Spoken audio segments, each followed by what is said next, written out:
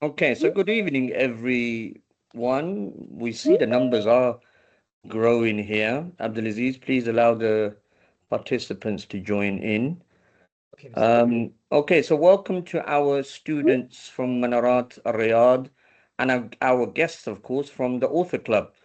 If you hear me, can you just raise your hands, I guess, so we know that the mics are all working. Okay, wonderful, wonderful, wonderful. Okay, so you can lower your hands, guys. Excellent. So, right, let's get started. So, good evening to our global audience as well. I'm Muhammad Asif. I'm the senior English teacher here at Manarat Riyadh School, and I'm thrilled this evening to be your host for this exclusive session. Tonight, it is all about craft of storytelling. We are joined by a visionary who has kept us on the edge of our seats for over a decade, perhaps even more. Whether you know him through the corridors of the Glaze in the Maze Runner or the high stakes world of the mortality doctrine, you know that our guest today is a master of suspense. There's no doubt about that. So Oh, before thank I you. introduce him, before I do introduce him, just a bit of housekeeping for everyone. Tonight, if you do have questions, please do send them over privately to the chat. We will pick them up and we will do our best to, answer or ask James as many as we can tonight.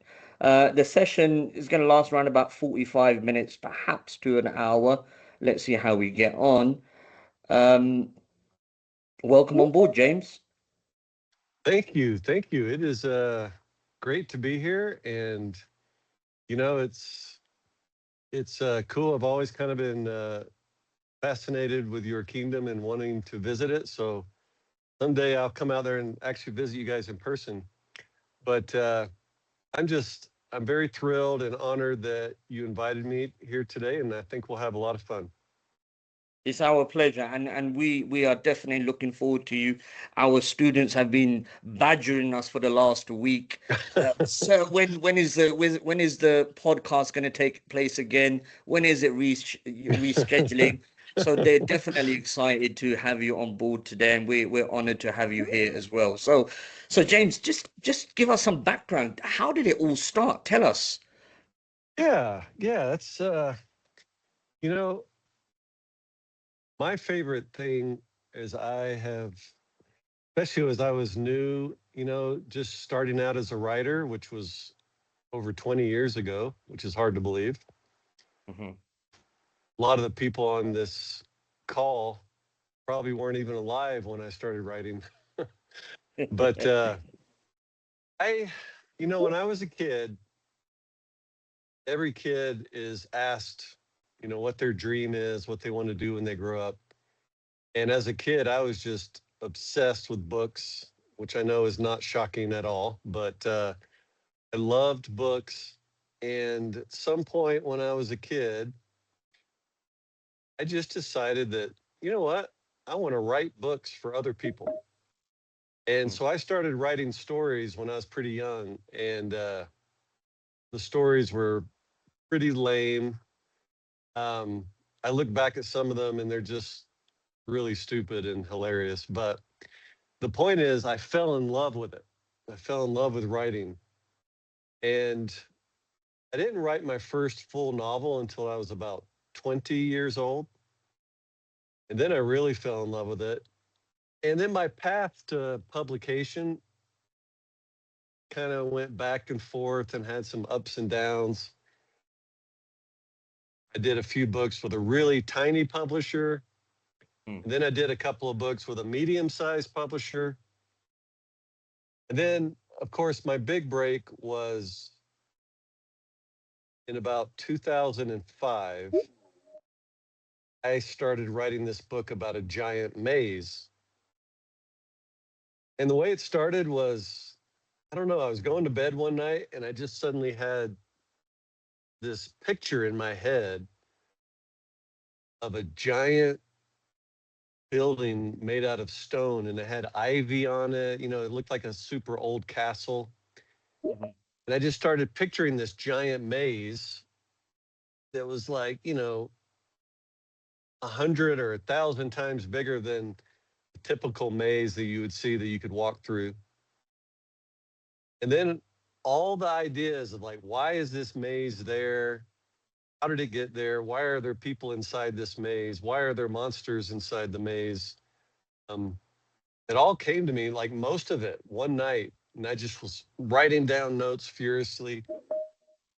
And The Maze Runner was my big break. It was the book I sold to a big New York publisher, and it just grew in popularity. I think it was helped a lot by the Hunger Games, because a lot of people would say, "Hey, if you like Hunger Games, you should read Maze Runner." Um, but it just took off, and then probably the biggest thing that's ever happened in my life is one day I got a phone call from my agent, and he said, "Hey, 20th Century Fox wants to make The Maze Runner into a movie." Wow. And the movies were really just, I mean, it's almost like I couldn't wrap my head around it. It was too good to be true. It was the highlight of my career. Absolutely loved the process. I loved going to the sets and meeting all the actors and all that kind of stuff. Going to premieres for the films. That was definitely the highlight of my career. And it's really what took Maze Runner from kind of a growing, up and coming series into the big, big series it became. And I think the movies were a big part of that. But yeah, that's kind of a quick little version of how I got to where I am. And Wow. it's been fun.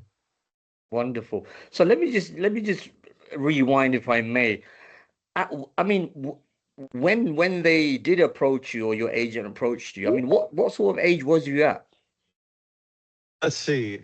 So when The Maze Runner, the book, came out, I Hmm. was, let's see, 30, 35.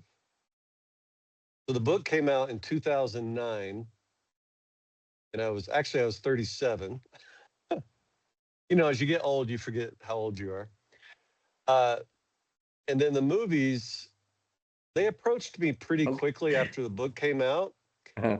uh, because Okay. quite often Hollywood will go and ask the publishers if they have big books coming out, and then they'll want to look at them.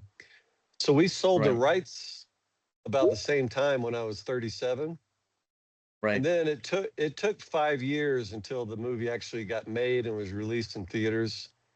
So I was just over 40 when the movies started coming out. And this was your first book that you'd written. Well, no, I'd written a few books before The Maze Runner, but they were Mhm. they were with really small publishers. It was my first big book with a New York publisher. Yeah. I mean, I've got here that you've published over 20 books and over 21 million copies have been sold. That is staggering number, James. Oh, thank you. Thank you. It's crazy. Like even though I'm living it, I still can't believe it sometimes. I feel very blessed and very lucky, and I really try not to take it for granted. I'm very grateful for the success. Wonderful, wonderful. And your current, I understand you're currently working on your third book in the Maze Cutter trilogy. Am I Yeah, getting this right? yeah. So uh, the Maze Runner books, they're growing like a family. I'm starting to have a lot of kids with this Maze Runner book, but it's I thought so after the book, after the movies, I was very certain, okay, that's it for the Maze Runner world. We're done.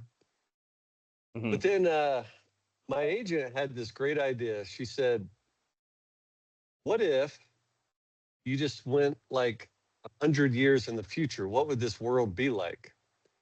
Right. And that really made my mind start spinning. I was like, okay, the virus could mutate into all these weird versions.